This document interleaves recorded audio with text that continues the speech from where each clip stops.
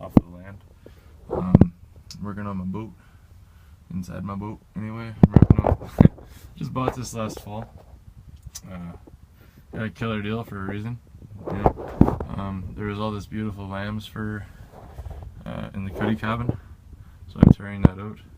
Got to reseal the windows. Most of the stuff inside this cuddy cabin leaks, so the windows.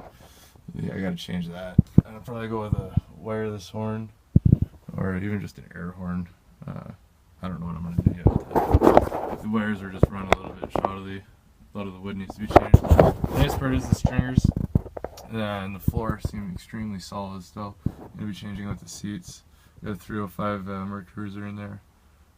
It's a nice 23-foot cuddy cabin Thundercraft. It's 1979, so it's old, actually technically older than I am, but you know, whatever. That's cool. So I'm gonna finish tearing out the lambskin. I'm gonna take these off. I'm gonna try to make it a little fancier in here. Probably just paint it. Once I sand it out of the fiberglass. Sorry, gotta stop swearing. Once I sand the fiberglass, I'm gonna be probably just painting in here. I'll be replacing the wood paneling, the lights with the LED systems. I'm gonna be doing all the red carpet with the gray carpet. Probably paint the sides white. Go with a light blue interior with accents and all the upholstery and stuff like that. Maybe even pinstripe blue, light blue with the white. I like doing upholstery. It's fun. I was really bad at it first when I bought a 17-foot. The first boat I bought was a 17-footer, bow rider, single engine. It was just an outboard motor. It was fun, great little boat. Sheila and I gave it to my new brother and sister-in-law. Sheila's sister and new brother-in-law. And then, you know, I like boats. So once I bought this, or actually I ended up buying a small little boat that I found in the bush, somebody's bush close to town. It was it's like a 1960s German jet boat. It's about it's only like 13 or 14 feet long. I separated the shell, or the hull from the shell, and redid the hull. Took out all the stringers, you know, completely sanded it down, refiberglassed the inside, the outside. Got it to the point where it would float again, and then I was gonna start putting it back together, and I saw this thing on online, and I was just like, I want a boat. Gotta stop swearing. I want a boat. So I bought this, and it's big. Well, it's bigger for us.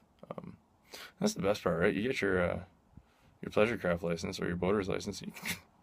You can pilot a pretty large boat without ever having anyone teach you how to drive a boat. So that can be fun. The first time in the marina with the 17-footer, I was terrified. I was really nervous about getting it around all those other really nice boats. So, you know, suggestions, if you ever do get yourself a boat, see if you can get it in somewhere private or quiet, and practice. If you're in a big marina, take your time. Be very patient. Get out of the marina and then practice somewhere. Practice. It's worth it. Plus, I went over about 1,000 videos on YouTube. Not only how to drive a boat, there's a couple of really great guys in Australia who do some great videos on how to anchor boats. I'll try to post a connection to an amazing vlog about anchors and individual anchors and their holding strengths. And the guy tests about 15 different anchors, but his tests are very well construed.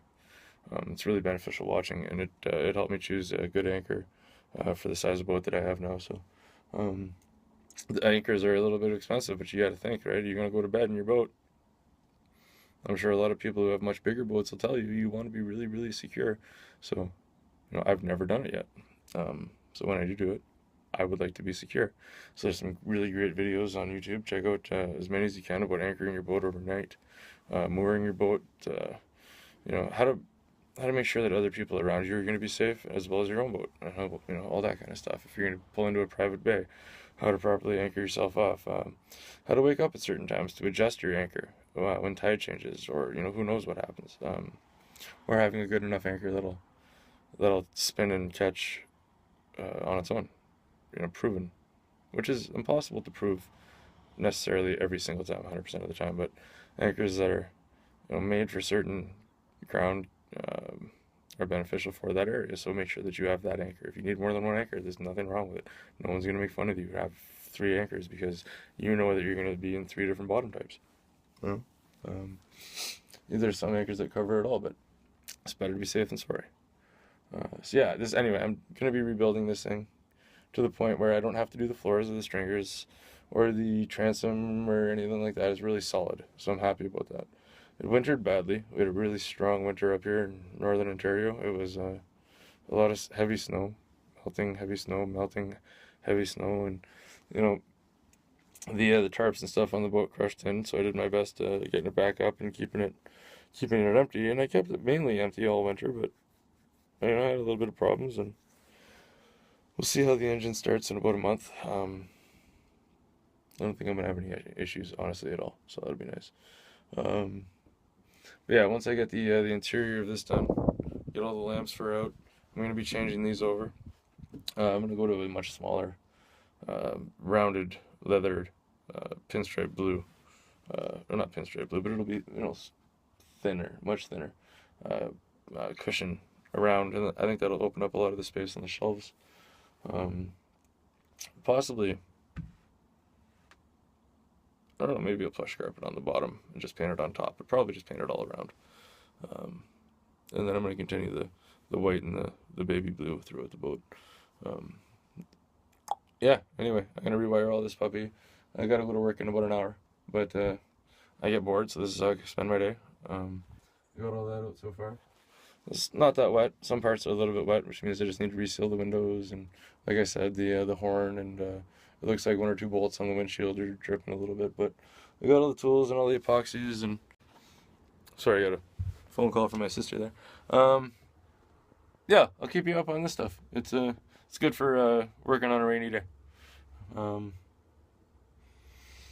to keep the videos coming, but I don't want to make them pointless, so we'll just open up to new projects, because I got a lot of hobbies.